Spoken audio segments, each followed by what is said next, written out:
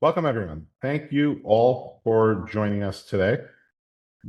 I'm happy to be here. I'm Gershon Margolis. I'm the founder of Imperial Advisory. We are a CFO firm, so we work on larger companies. We'll work as an interim CFO, or we'll do work for a CFO, right? A good CFO who needs help with something, whether it's a project or some short bandwidth, whatever the case may be. With smaller companies, we come in as the fractional CFO. So we take that off of the CEO's plate, right? He's or she is tired of being their own CFO.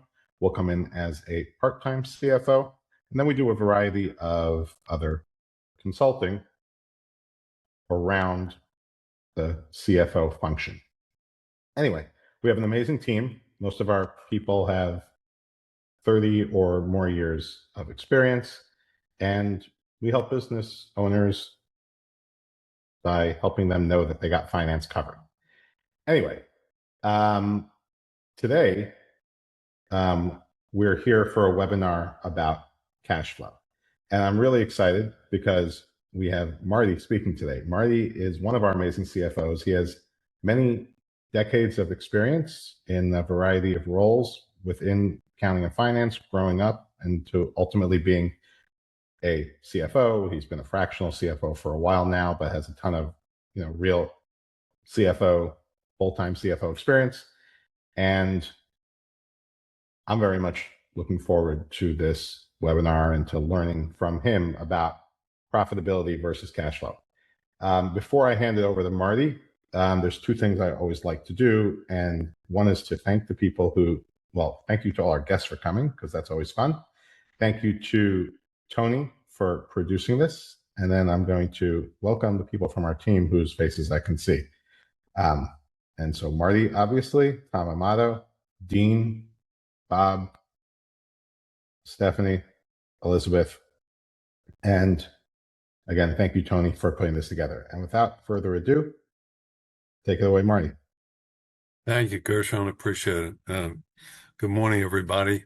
Hopefully everybody's doing well on this wonderfully sunny, warm day here in the Northeast, so to speak. For this session, I'll put up the slides shortly. We'll go through the slides. Should you have questions during the presentation, just put them in the chat. Tony will monitor the chat, and we'll try to hit them as we go through it.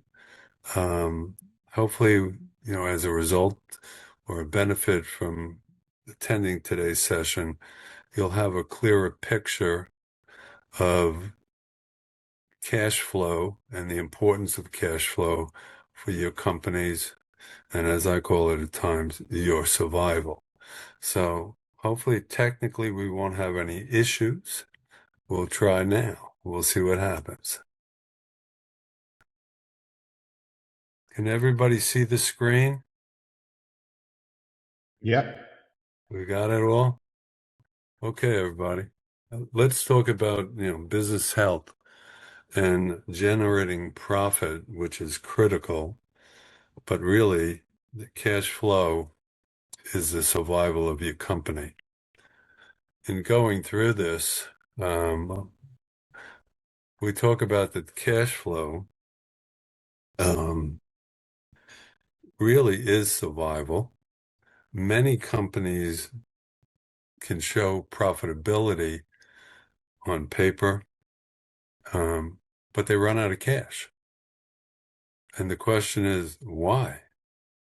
If you're profitable, one would assume that you're not going to run out of cash, but that is not really what happens. So in working with cash flow, it is a critical piece of the finance function, and it really has to be done correctly so that the company will survive and continue to generate a profit as we go through it. I want to just spend a couple of seconds going through the main three statements that we are all accustomed to viewing and preparing, and really what the difference is, because each one of the statements is somewhat unique and has a different purpose. Everyone, when they first say, well, what is the company? Let's talk about the income statement or the statement of operation. Why? Well, it shows a company if it's profitable. Is it making money, supposedly? And the income statement, what it does, it really focuses on the revenue that the company earns and the expenses that it incurs. However, the statement of operations, the income statement, it's really based on the accrual basis of accounting. Okay, it's not cash. It's related to when did I earn my revenue and when did I incur my expenses. For instance, if I make a sale today, I earn the revenue today. It's pretty simple. And I will invoice my customer today. Let's say we have a terms 45 days. Well, we all know we're not going to receive the cash today from that customer. We anticipate that we will receive it in 45 days. The profit went up, but the cash hasn't changed as of today, according to the statement of income or statement of operations. One would anticipate that that invoice for that sale will be paid in 45 days. Sometimes it might not be paid until 50 days. And that will affect our cash flow. We'll look at that as we go through. The second major statement that most people would look at would be the balance sheet.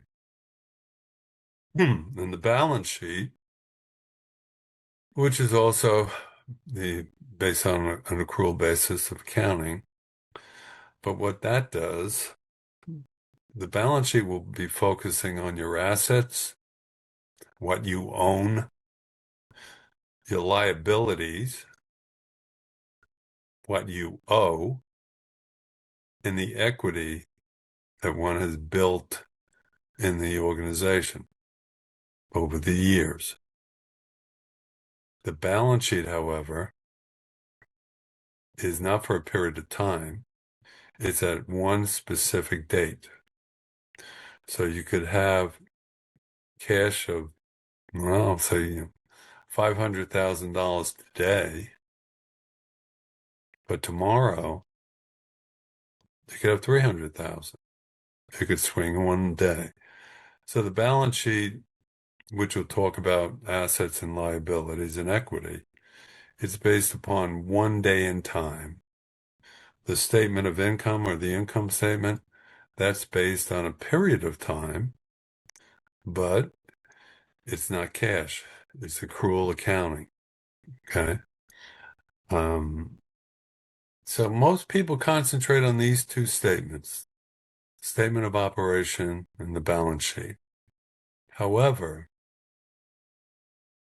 the cash flow statement, which I consider as the most important statement of the three, what the cash flow statement will show is the actual movement of cash during a period of time.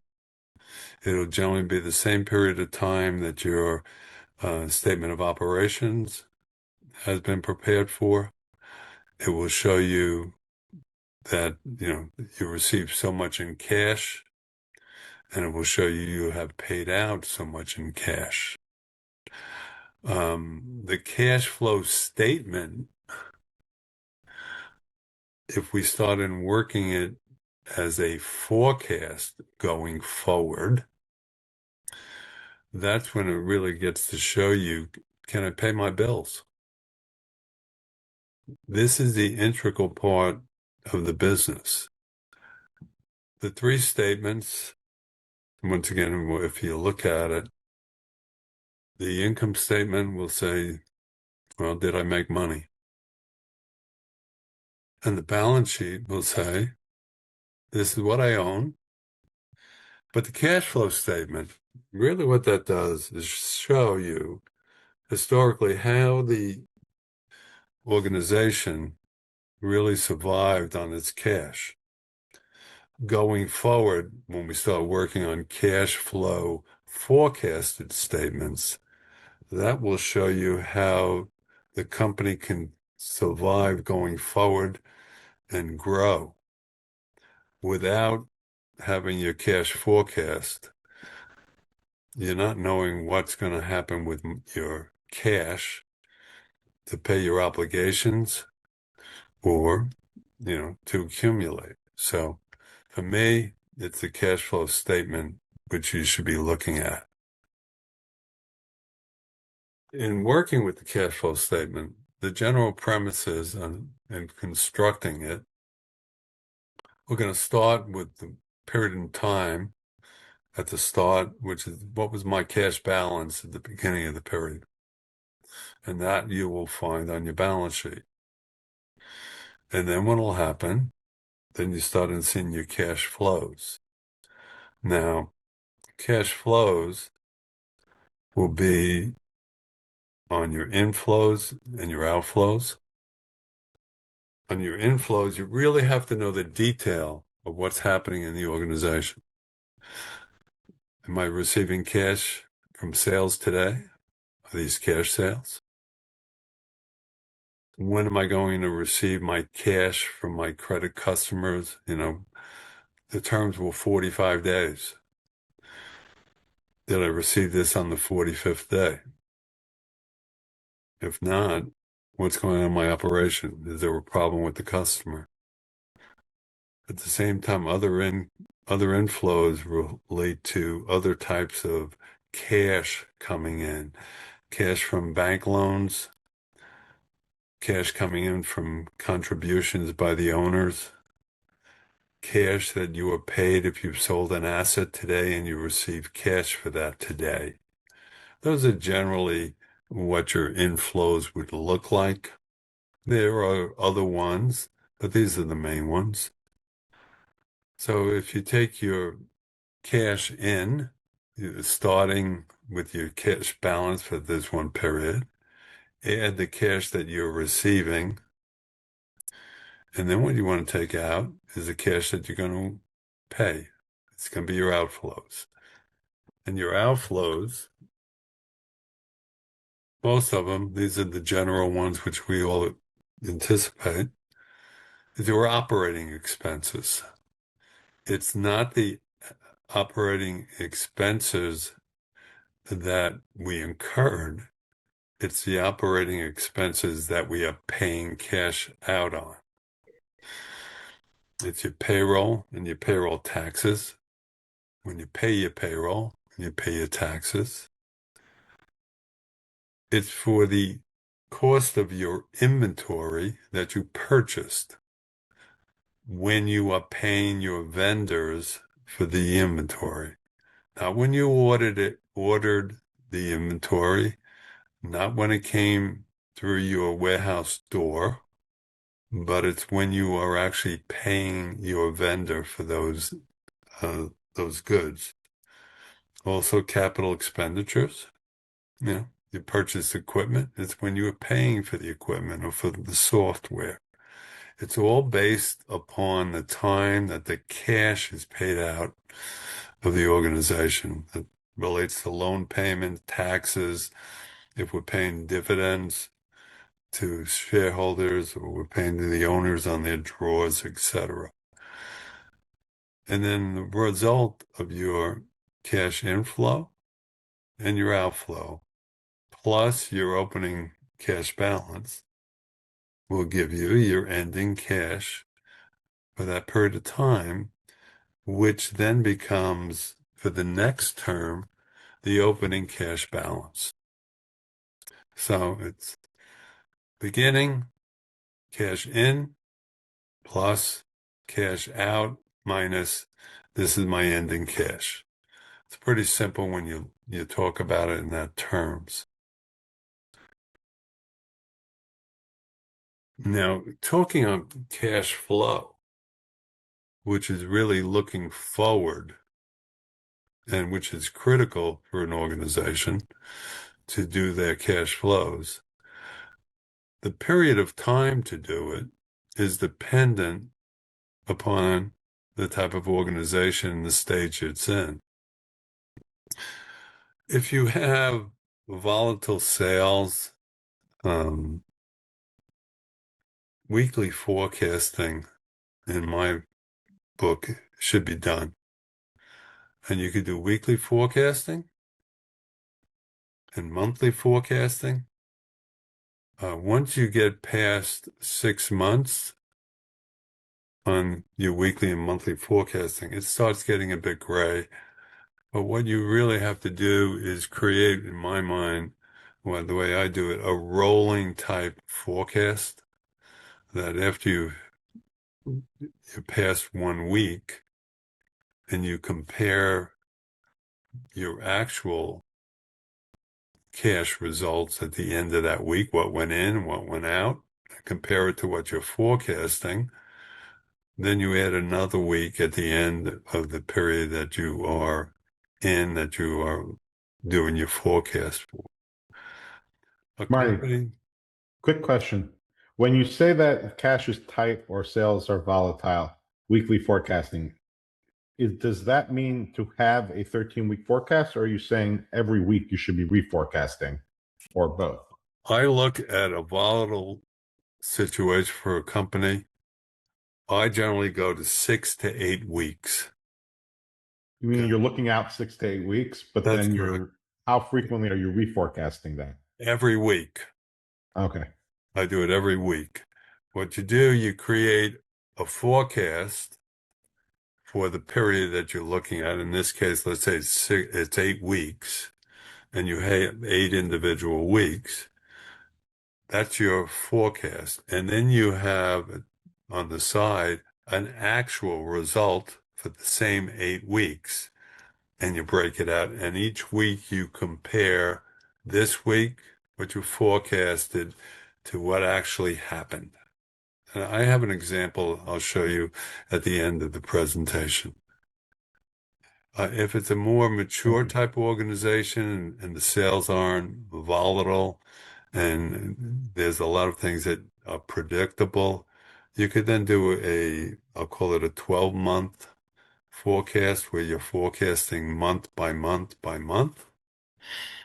And then a long range, and generally a lot of the banks require this when you're going for different types of loans, especially credit lending for credit lines. They generally look for a 2 to 3 year cash flow.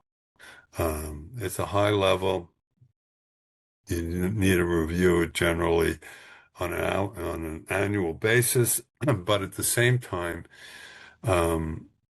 formally you'd look at it on an annual basis, but you would look at it informally on a regular type basis.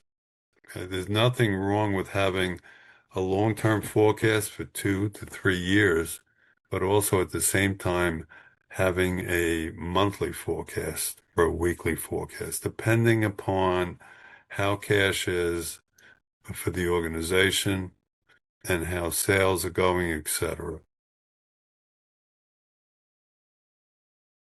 In working with a cash forecast, there are really 5 important things to look at. And here they are. Bear in mind that cash flow is based upon timing, not profit. Once again, coming back to the 3 statements. Your statement of operation or your income statement, it's based on the accrual basis of accounting. Okay. It's when sales are earned, not necessarily paid, and expenses are incurred, not when they're paid.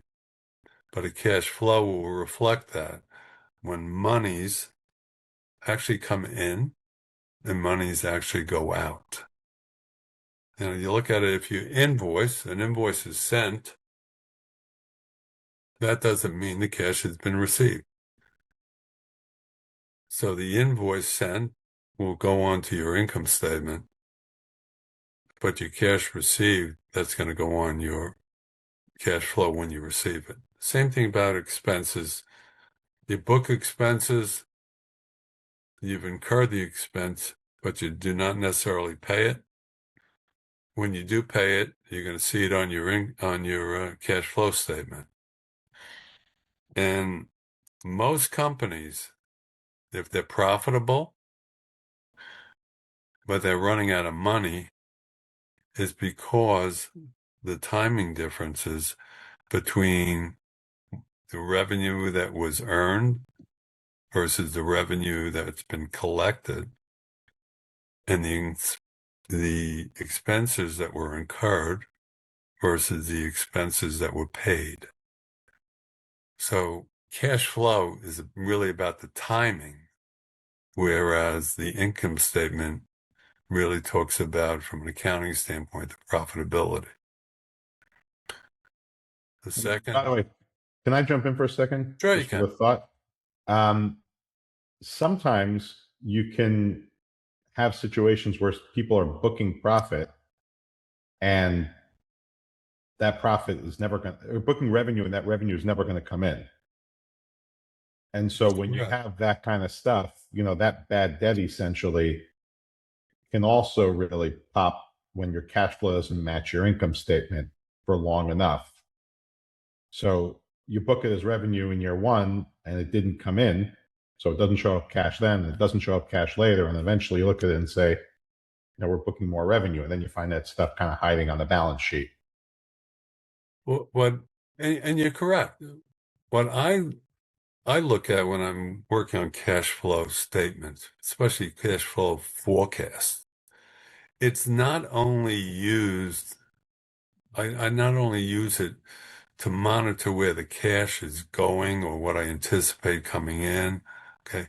It's also shows me how to monitor the performance of the organization. It helps me look at, on the sales side, the receivables. How's the receivable people doing? Are they collecting the sales based on the terms, or are some of the customers extending terms and we don't know about it and we're not getting the cash? What you really have to do when it comes to the cash flow is know your inflows and your outflows in detail. You really have to know them in detail because it helps you see how the operations of the organization is going. And if you have a good cash flow forecast, and then you start comparing to actuals, and the actuals are not matching up with your forecast, it points you into different locations to examine and say, where's the issue? What's the bottleneck? What's causing these problems? Um, cash flow, Can I yeah, jump in one more thing? It's not just about bottlenecks. You could have a situation where you have a lot of cash, and that cash is because you did a really good job at collecting. But those are, and we've seen this, where someone will collect money that they don't really deserve, right? Some type of a deposit. And then suddenly they're sitting on lots of cash and they ignore their income statement. And now they've got this cash, and then they go spend the cash or make distributions. And then they come 6 months later and say, why do we have no money? Well, it's because you took all your sales money for the year and you distributed it at the end of last year when you got your prepayment. So it really goes in both directions. it does. And when you look at it, the cash flow statement or forecast we'll look at, that is between the operation statement, and the balance sheet. Because in that situation, which you just said, you're bringing in the cash based upon the deposit. But at the same time, what you're doing is that on your balance sheet, you're building up your liabilities for the deposit. You can see that. Okay. Right. So yes, you're right. You have to look at it both ways, but cash flow is really integral to the operation. What we look at, okay, is that, the customer payments by dates, when you expect it. And when I say when I expect it, I look at receivables and my customers when I start forecasting them out. What's really their average days that they pay us? Not what the terms are, but what the actual days are. Because I like to take a conservative approach on my cash flow. If we have terms of 45 days, or let's say our terms are 30 days, and we have customers that are paying us in 40, 45 days, okay, it really is not wise to show on your cash forecast that you're anticipating customer payments in 30 days, because that's not what's really happening, okay? So I forecast customer receipts coming in based on their average days to pay. There's also on your inflow, when I anticipate that I have to do drawdowns on my credit lines, or when I need to increase my capital injections that I need for the organization, when I might be receiving my tax refunds coming in, if I have it, or if I have to, if I'm receiving interest. So you really try to look at the item and also the anticipated date that you expect to receive it. On the other side of it, on the outflow, you want to know in detail, well, what's my payroll? Is my payroll somewhat variable because of the different hours worked?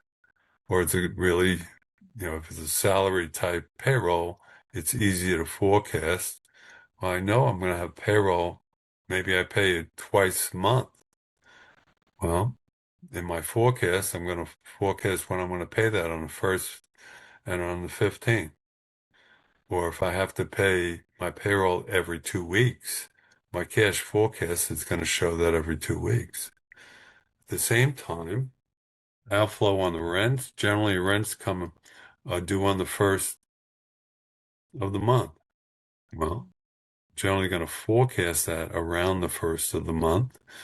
And keep in mind, some of these expenses you really have to break out as to what's fixed expenses and what's variable expenses. Your fixed expenses, you really cannot move those. Those are pretty much set in stone, that these are minimum amounts that you're going to pay. Whereas your variable expenses, you have some wiggle room, as I'll call it, as when I'm going to pay it. Same thing, your outflow, you're going to be paying your utilities. They generally are paid around the same time. Same thing with your insurance. Your inventory purchases, once again, based upon your payment history with your vendors and the terms that you have, you could schedule that out. If you feel that your cash flow is tight,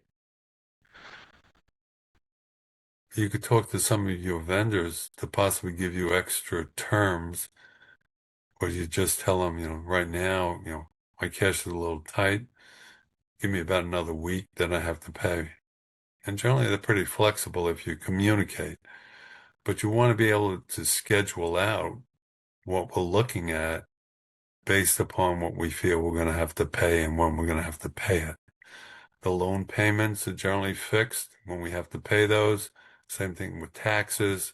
And then we have, some type of one-off type expenses that we'll have to pay, or emergency repairs, etc., and seasonal costs. So really, you have to know your cash flow, the detail of your ins and outs. Number three, as I mentioned, you want to break out your cash flow between fixed and variable costs. where it's going. My fixed costs generally will be those rent, salaries, loan payments, insurance. Somewhat variable, then definitely your inventory purchases when you're going to pay for them. Your commissions, it's a variable amount, but generally you know you're going to pay it on a certain date, and you could have some wiggle room on that. And then your utilities, etc. If cash becomes tight,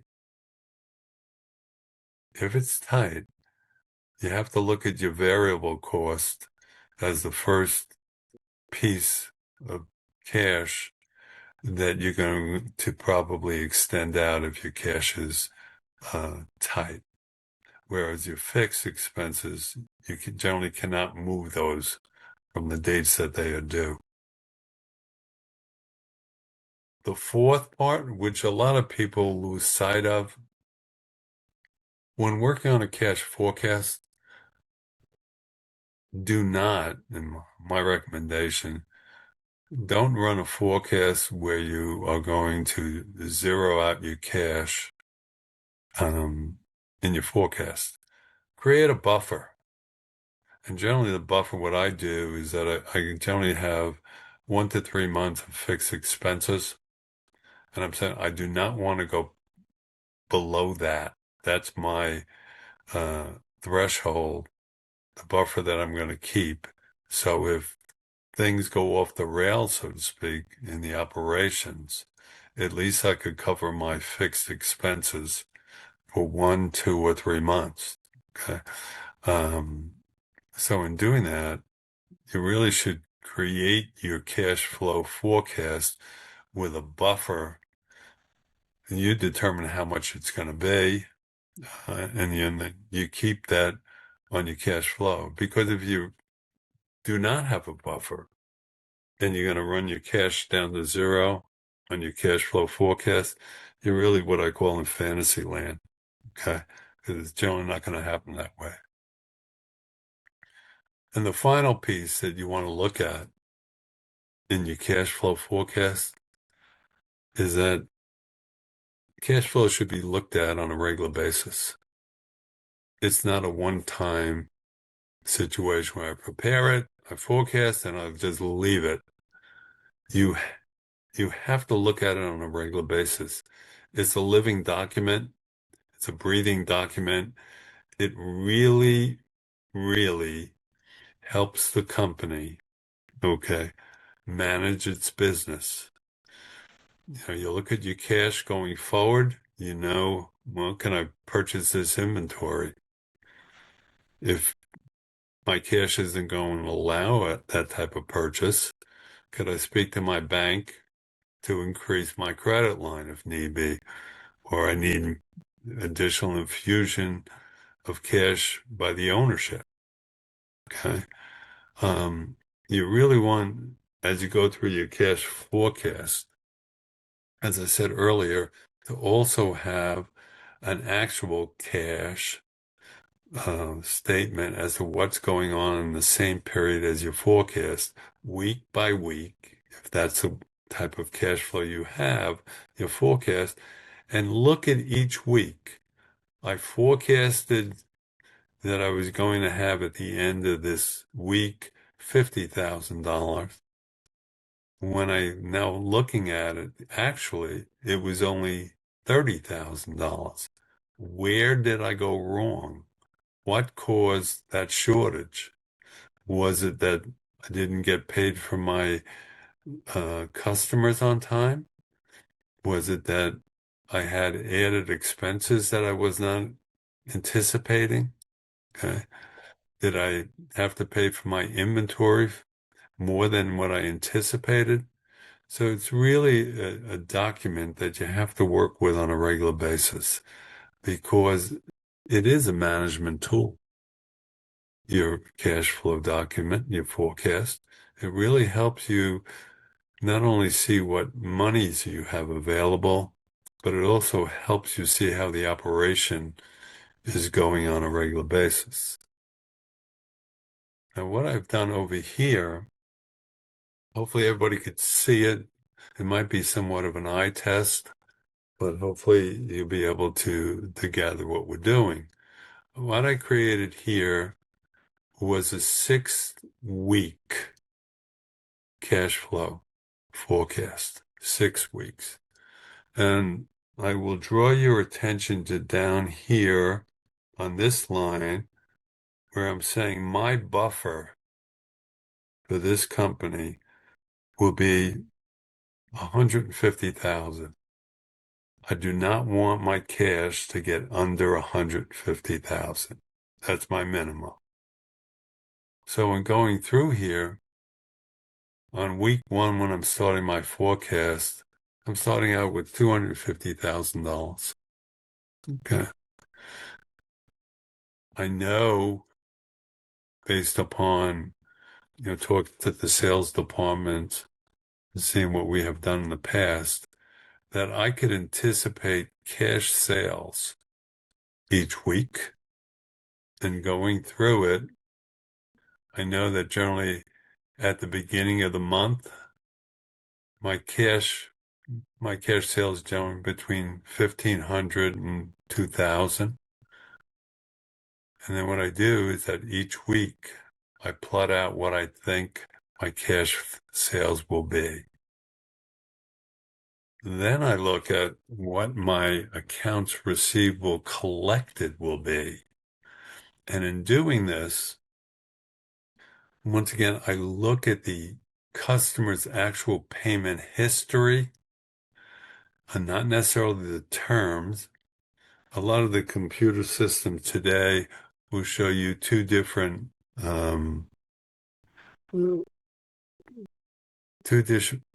pieces for a customer. A sales customer will generally show you the days outstanding for their when they actually pay. Okay, their average dates to pay. At the same time, they will show you the balance that are due based on the credit terms. And you could compare those and see if customers are paying you before terms or after terms. And then what I do is that I plot it out over here based upon my customer, my accounts receivable detail that I have. And my receivables look like this is what I'm anticipating receiving. So over the 6-week, what is going on here? Over the 6-week period, I'm anticipating to receive in 1,865,000. I'm looking at this point in week 6, because when I started going down here, I'm down to only a cushion here, so I'm still keeping my buffer of 150. My excess cash will only be 3,100. So maybe I need another 10,000, a loan from one of the owners. I then come in minimum receipts that I might receive from other items. It could be my tax refund, could be interest, etc. And I come up with what my cash inflow is going to look like. Then I started looking at my cash outflow. And on my outflow, as I mentioned earlier, I want to keep my fixed payments separate from my variable payments. And I look at this. Rents, I generally pay the first week of the month. So I'm going to pay out $15,250 in week 1. And then week 5, which is the first week of the following month, I'm going to pay out the same.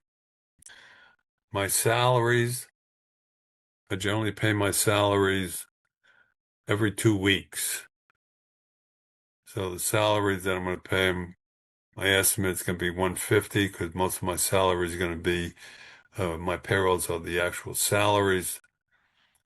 150. 2 weeks later, 150. 2 weeks after that, 150. Here's the payroll taxes that I'm going to have to pay out. Now, your payroll taxes will vary as the year goes on based on and the FICA, etc., that you'll have to pay. So keep that in mind. And then I have a couple of other fixed expenses. Bank loans. I have to pay the bank loan on the second week of the month. So here I pay $5,000 over here.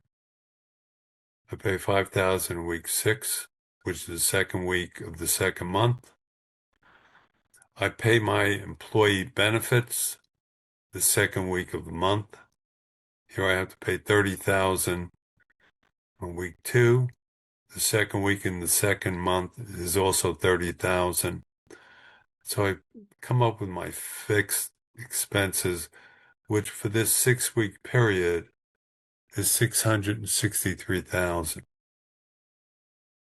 Then I started looking at my variables. Generally, the biggest one you'll generally have will be your inventory. And this is inventory based upon when I anticipate paying my purchases for the goods that I have received, or if I have to make advances on purchases, and I started scheduling this out. Commissions, I can pay commissions generally the second or third week of the month. And here I have, in this month, I'm going to pay it out on the third week. In this next month is the second week. It could be timing, it could be holidays, and I take that into account as I pay it. Utilities, etc., go down. And here in week 3, I had a capital expenditure that I had to make. I received, let's say, the software, it's implemented. It's fully approved now that it's operational.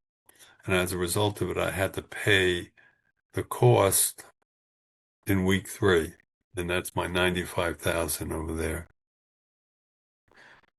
This is my total payments, my fixed and variable payments that I'm going to make over this 6-week period, which is $1,989,000.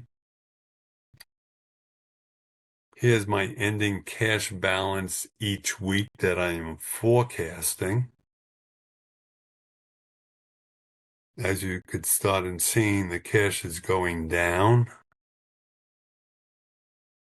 This is the buffer I'd like to have. As we see in week 6, my buffer is 150, but the cash that I feel I'll only have at the end of that period is 153. So I still covered my needs, but it's very small, and that's why I'm looking over here to get another inflow from the ownership. And as you will see that it's rolling. So here at the end of week 1, the actual cash that I received is end up with is 202,525, and that's the beginning cash in the second week. At the end of the second week, the cash that I have is a 191,525. That's the beginning of week 3. Now, as you could see, when we started this in week 1, I had a net cash outflow of 47,000. The second week, I reduced my outflow, but I still had a negative outflow of 11,000. It's not until week 3 that I have an inflow. I have a big inflow on week 4 because I'm not paying my payroll, okay, my benefits at that point. And then as you could see, once again, my outflow, I'm going to need money in week 5 and week 6. So this organization, it might be profitable, but they have to be very concerned at this point on their cash, on how they're spending their money, And what does it look like? Because over the 6 week period, they had a net outflow of almost, $97,000. So that's how the forecast would be generated and how I would look at the cash forecast and what I would recommend to those on this call on how to really calculate your cash forecast. Monitor that. Do we have any questions? Tony, anything in the... I ask my questions along the way, but till someone else jumps in, I'm curious. I see that the minimum, I know this was just an example, but the minimum cash balance here is $150,000, which is one biweekly payroll. Is that enough, or would you suggest that like a healthy business maybe have a month of payroll or 2 months of payroll, or like what would you be including in that number? I would generally have, as I said, on the fixed expenses, okay, that I would generally have 1 to 2 months of fixed expenses as my cushion. So as you started looking at here, over the 6 week period here, we're talking about 663,000. Okay. So you bring up a very valid point, and when you look at it, even though if I want to say I'm going to take a 1 month, okay, it's only 110,000. Okay, that's how these people have been looking at it, basically. But in doing that, the 150 is just covering a payroll. So I would have a higher buffer myself in going through this.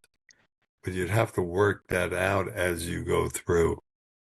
I had one client that I was working on, and the first time I came in,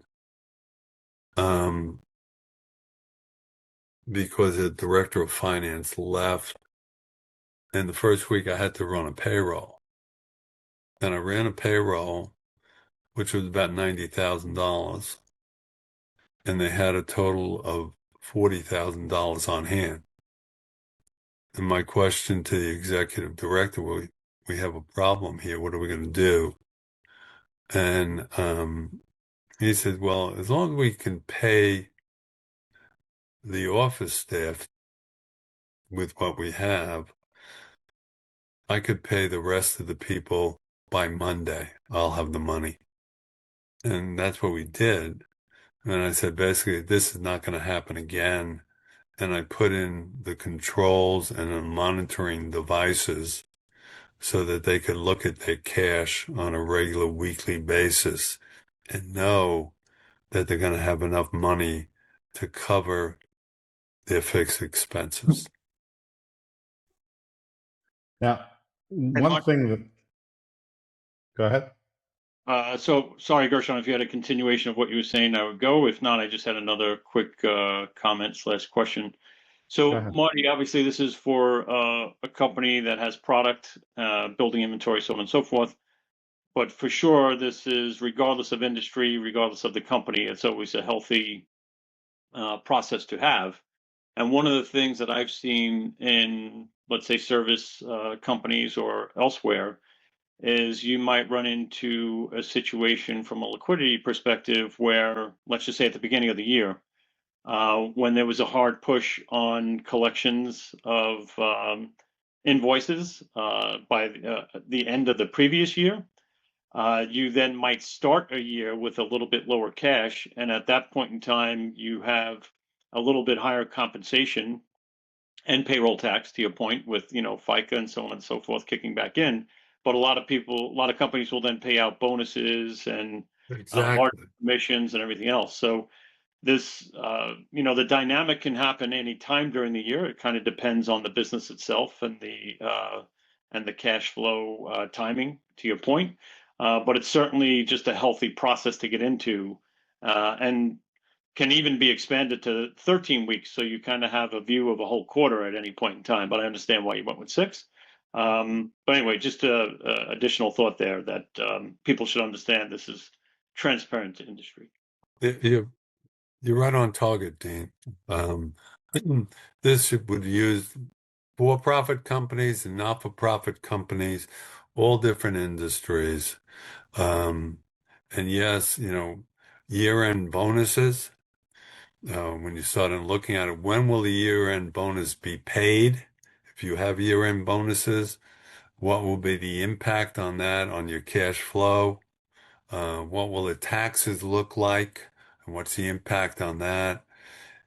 It's cash, as people have said many times, and I totally believe it, cash is totally king.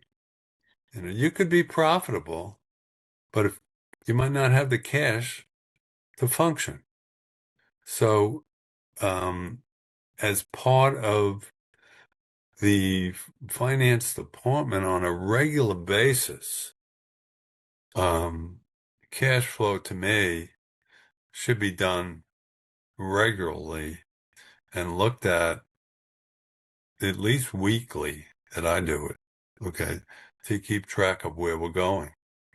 And at the same time, when you start in forecasting out, it really helps you, the more you do this, to really manage your cash a lot better.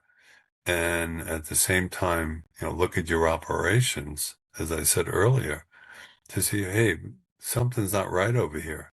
There's a bottleneck. How come my cash coming in from my accounts receivable is not what it used to be? Where are we missing things? So yeah, use this, I recommend, on any industry. Make it part of the monthly close, at least on your forecasting. And really, focus and know in detail what's going on in your company.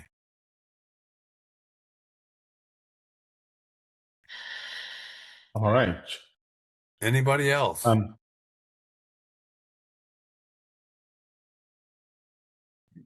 We're just about almost out of time. So I actually have one question, which I'll ask, but you don't have to answer it because we're out of time. But just something to think about is how does, and if we have time after my outro, we can do this. But how does, we talk about cash and we're looking at like how much cash, minimum cash you want to have, how does having proper financing lined up tie into cash strategy? So does that, that could create risks. It could create flexibility. But I need to make the outro. So let's talk about that in a minute after I announce the poll. So I'm supposed to announce the poll, which we have up now. If you can take a second to fill out the poll, that would be very helpful. I forgot to say at the outset that this is part of our business health series where we cover topics about finance and other things. So, we hope to cover marketing, HR, different things that are really important in the day-to-day. We also have another webinar coming up in, I believe, 2 weeks from today, but Tony, correct me if I'm wrong. 2 weeks from today, we will be covering R&D tax credits, and we're very excited about that. Lots of growing companies have the opportunity to take advantage of that, and accountants who don't offer that definitely want to come learn from our excellent guests. And thank you. Everyone is welcome to stay. If Marty has 2 minutes, we'll talk about that last thing. But for anyone who needs to leave, thank you all for joining. We hope to have you back again. Thank you, Marty, for an excellent presentation. Now, Marty, do you have 2 more minutes? Should we talk about that? Yep. All right. See a teaser for that part. So what do you think about that? Like, I've seen people who will say, I've seen insurance companies talk about like cash reserve, where if you have proper insurance, you don't need cash reserves, or you don't need as much cash reserves, because if something came up, you wouldn't necessarily need to cover it from cash. You have the insurance. So my thought is, if you had proper debt lined up, you might also be able to reduce your necessary cash reserves because you can rely on that. The flip side is, obviously, if you rely on that, you borrow money, you can't afford to borrow and lose the discipline. Right. But It's a juggling act, so to speak. Okay. And this is why you really have to look at your operation to know what's going on. and get a good CFO. Yeah. Yeah. I mean, I'll give you, banks, lenders, go, what's on their mind? They're willing to lend as long as they feel that they're going to get paid. They're going to be paid back. And they look at, your cash flow also, when you go to them for financing. And so as a result of it, my whole thing is, work with your financial institution, okay, as you go through this and see, all right, let them know what's going on. I had a situation with one of my companies that I worked at that we had on our bank covenants, we had a covenant relating to the percentage of inventory that we could have for the company. Well, this was around the the Beijing Olympics, and we were having goods manufactured. I had 28 manufacturing plants in China, and I was told about 2 months before the Olympics that the Chinese government have informed the manufacturing plants that they were going to have to shut down the month before the Olympics because of the pollution. So in looking at that, we started calculating how much inventory would we need if we're not getting it for a whole month. And so we made our calculations, and then we looked at it and we said, how many other companies are doing what we're doing? And we said, let's add more inventory. And so as a result of it, we came up with higher inventory purchases that we felt we needed. But to do that, okay, we were out of sync on our covenants to the bank. We would have been if we ordered the goods.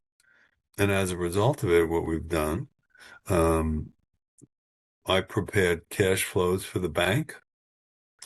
We've always been communicating on what our needs were.